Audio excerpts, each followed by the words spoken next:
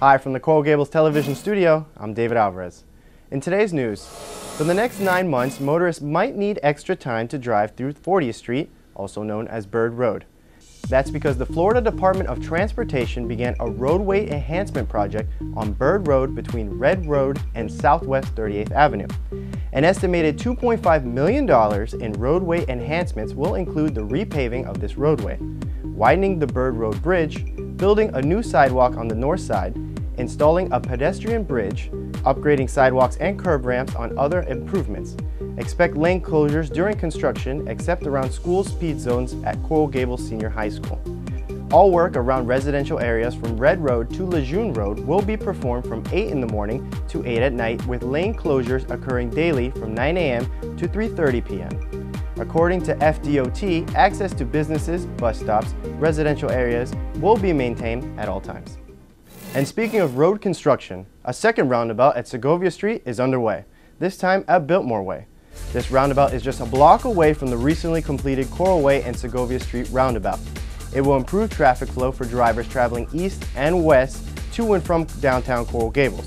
Watch out for traffic signs indicating detours during construction, which is expected to last for approximately 3 months. Funding for this $310,000 project was provided by Miami-Dade County impact fees. Salvador Park on Andalusia Avenue will close to the public on February 1st. The park closing is necessary in order to complete the renovation work it will undergo in the upcoming months. Approximately $170,000 in repairs and renovations will include replacement of playground structures and servicing, the renovation of bathrooms and pavilion shelters, repair of racquetball courts and entrance gates, and other minor work. Funding for this construction is made possible by Miami-Dade County's Building Better Communities General Obligation Bond.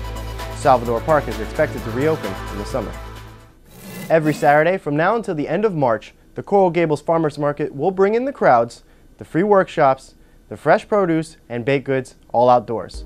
Why go to an indoor supermarket when you can find everything you need for your kitchen recipe at the Farmers Market? Taking place Saturdays from 8 a.m. until 1 p.m. in front of City Hall.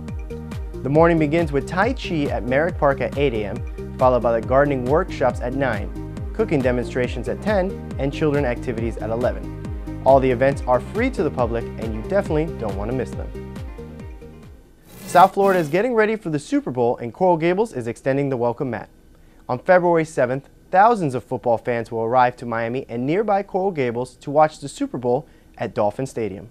The city of Coral Gables is co-hosting a Super Bowl sanctioned event with the Kiwanis of Little Havana, the Coral Gables Chamber of Commerce, the Downtown Merchants of Coral Gables. A Super Art in the Park will be held on Friday, January 29th, beginning at 7 p.m. at Fred B. Harnett Pond Circle Park in downtown Coral Gables. Event goers can expect reggae, rock sounds, soul music, and Latin funk, plus the exhibit of local artists and special appearances by sports stars.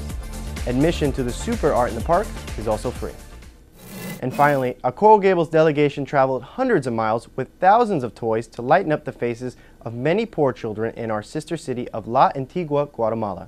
400 bicycles and more than 11,000 toys from the Coral Gables delegation were delivered to several orphanages in Guatemala.